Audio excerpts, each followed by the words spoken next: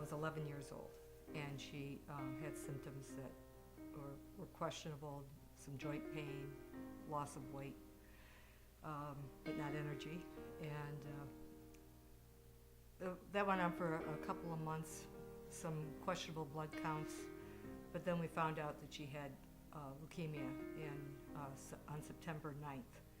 And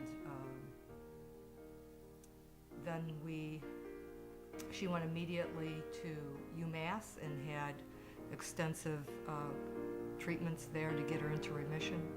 And then from remission, she went up to Boston to the Jimmy Fund Clinic and to Children's Hospital for her first bone marrow transplant. And then she was doing very, very well. And in 2003, she relapsed, and it was a shock to everybody, the doctors included, and she immediately went into treatment again. This time she went straight to Boston because she had been followed up in Boston and had the treatment to get her into remission again, and then the chemotherapy and radiation to get her ready for a second bone marrow transplant. And her sister was the donor each time, her younger sister. And then she stayed in remission for probably a couple years. In 2006, we found out that she had relapsed for the third time. And the bone marrow transplant is so rigorous. And the second time that she had the transplant, she said, I could never go through this again. And she decided, in consultation with her doctors and with her family, that she was not going to go toward a third bone marrow transplant, but she was going to try to live as long as she possibly could.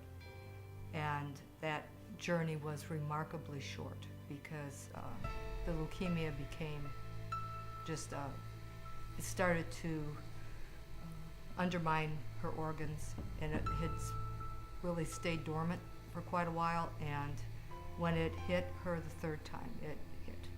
And she graduated from CCSU on May 21st, and she died on May 30th. Compressed time told me in the beginning of April that her counts were suspect, and this was in 2006. And we went on April 7th, we went for aspirate, and we found out on April 10th that she had relapsed. And so it was a very, very short window of time. So here's an 11-year-old, and then throughout her remission, which was like 9 years, which was pretty long. I mean, we thought she was cured, because if you're in remission that long, usually it's a pretty good sign. But throughout those 9 years, she would go up for regular checkups, starting once a month or twice a month, and then quarterly, and then semi-annually, and that kind of thing, right? Mm-hmm. And so there's this common thread of her as a child moving through this experience up there at the Jimmy Fund Clinic and the Children's Hospital, to now she's relapsed. Here she is, a sophomore in college. But I think she always wanted to gravitate toward less of an adult kind of hospital and more toward a kid type of hospital because of this experience behind her that she felt supported in and nurtured in. It's still very difficult.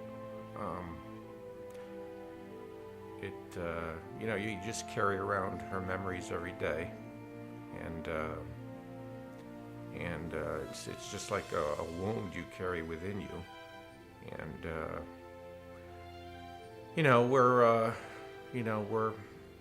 I'm not embarrassed to say that we're Christians, my wife and I and our family, and we have this hope that there is a hope beyond this life, and we carry that hope with us, but we carry the loss and the mourning of someone that we love very much, and so it's kind of it's not the same grieving process you go through right after she passed away, and you know, you're surrounded by a large community and a loving community, but you still quietly grieve nevertheless, and so that's, you know, it's just kind of a day-to-day loss that you carry with you, and sometimes it just hits you at times more than others. You know, I think it's especially hard during holidays and those special occasions that family gets together, and you know, her absence is obviously felt at those times more than some others. But yeah, we miss her. People were just telling us that the lines were going down the street, and it was a comfort. You know, it was a comfort that people cared so much about her and about our family, and it spoke a lot about our community and our church family. And there were people there that had been part of her care in the hospital, and it really made an impact in terms of how thankful we are for the community that we live in and all the support, and they continued, you know, through that. And it was also a real statement about Hannah and her ability to connect with people, and how she made people feel about themselves. You know, I think she affirmed people, and I think they were there to let her know that, and let us know that. Hannah was a character. She kind of lived life on the cutting edge, you know.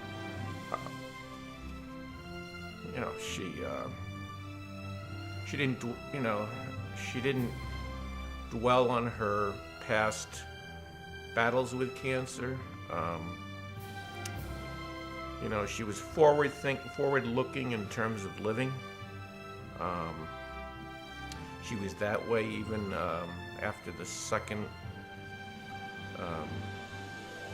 relapse,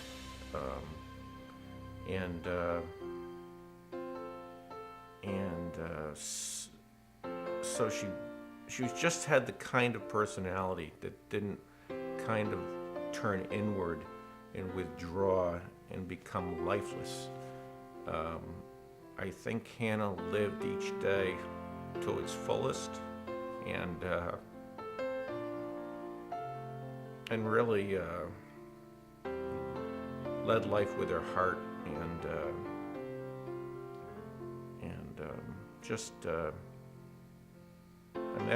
that's a treasure. It was, you know, it's a treasure in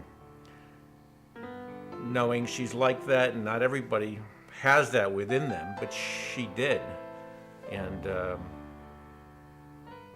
you know, it's, you know, the fact that she was able to do that in the midst of tragedy, and in the midst of knowing that she was not going to live very long after this last diagnosis, I mean, is a real testament to her courage, her willingness to face her own mortality, and her belief that there was something beyond this world, you know, a life beyond this world that she had hope in, and that is a comforting thing to me, and I'm sure it is to my wife as well. I think Hannah just looked at that opportunity to be a relay ambassador as certainly not a burden, but kind of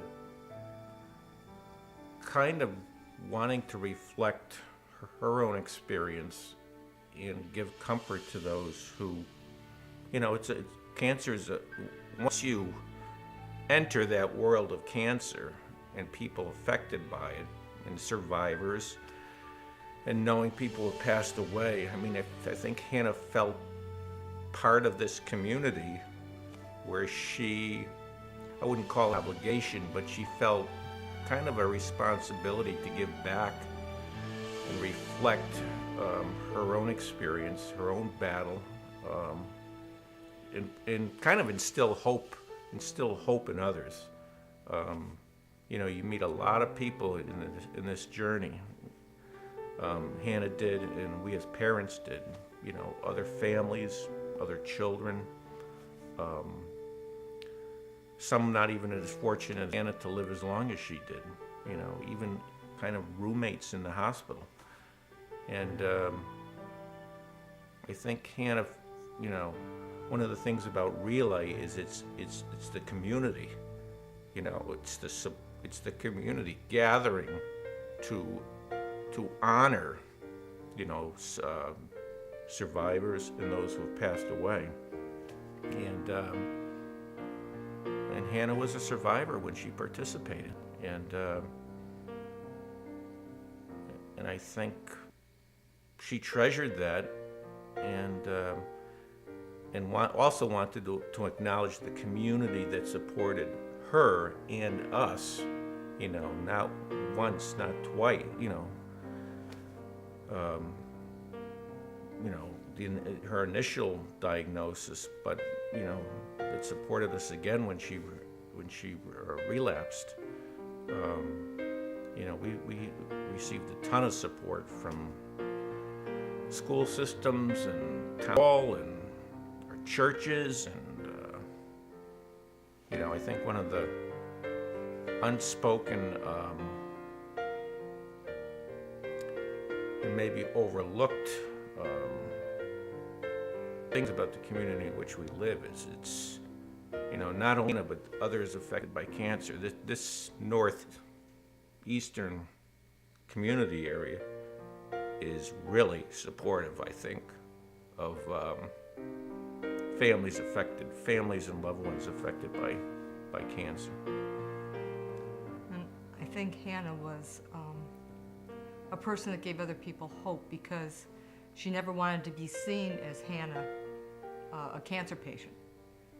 She told me that when she was 11 in the hospital. She says, I do not want to be known as a cancer patient. I have a disease, but it is not me. And I knew exactly what she was saying. And I think everyone that's going to be at the relay feels the same way. They are people, and they are normal. Someone said to me when Hannah first was diagnosed, who could believe that Hannah would get this disease? And I said, it's a disease anybody can get. It's an equal opportunity lender, and it's just something that she fought, and she fought with all her heart. And she had her sense of humor through the whole thing. She had it up to the end, and she was funny, and she was looking forward to something else.